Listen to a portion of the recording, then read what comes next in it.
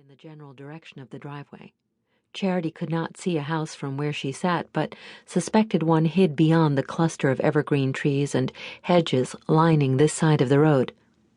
"Hi, I'm Charity Gannon." Hilda Brooks nodded as if it was old news. "I heard Nell's niece was coming. I brought the mail."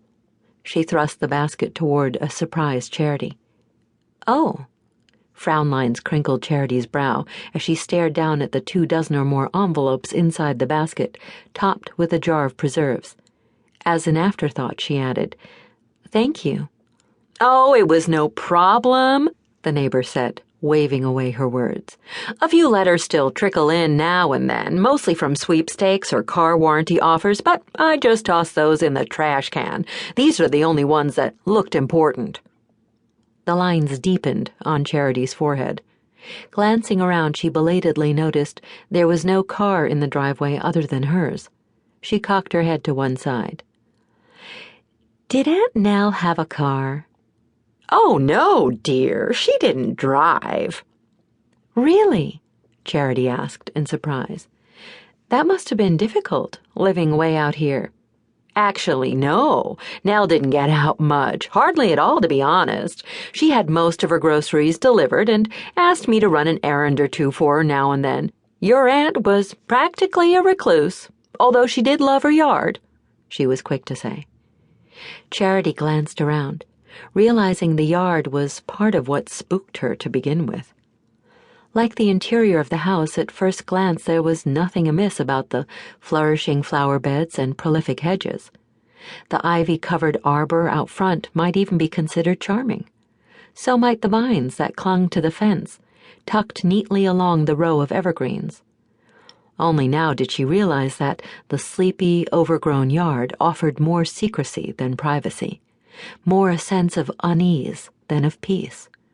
The excessive yard had given her the heebie-jeebies, even before she saw the clothes. "Did you know my aunt well?" Hilda Brooks shrugged her beefy shoulders. "As well as anyone did, I suppose." "How long had you known her?" "Let's see.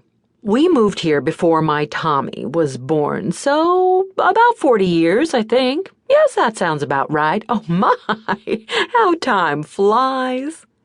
Charity made the appropriate murmur of agreement, although she was eager to ask her next question. "What can you tell me about my aunt?" "Well, she was your aunt," the woman softly chided. "We didn't see each other very often. I live in Maryland," Charity explained. "Like I said, Nell didn't get out very often. Not in the last 30 years or so. But she was a good neighbor, all the same. I would drop by to visit, and we talked on the phone at least once a week. I've truly missed her since she's been gone." "I'm sure you do," Charity offered her sympathy. "Are you the one who cleaned out her refrigerator?" "Yes, I didn't want there to be any spoiled food to worry about." "Thank you for that. It was very thoughtful of you." "Nell would have done the same for me. Well, if she had left this yard anyway." Tears glistened in the other woman's eyes as she attempted the sad joke. Charity mulled over her earlier words. "You said Aunt Nell had been that way for about 30 years? She came to my mother's funeral 16 years ago." "Yes, I remember. You have no idea how difficult it was for her to leave her safe place and to travel all that way by herself. I offered to go with her, just for moral support, but I had a terrible case of the flu, and she wouldn't hear of it. She was devastated by your mother's death, and she insisted on going to the funeral." Simply hearing the story made Charity's heart ache. She could not imagine being so terrified of anything, that you were unable to leave your home. Nor could she imagine conquering that fear for such a sad and solemn occasion as attending your only sister's funeral, particularly a sister from whom you were estranged.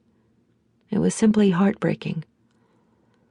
"That's so sad," Charity commiserated. What happened to make her become like that?" she asked, with sincere curiosity.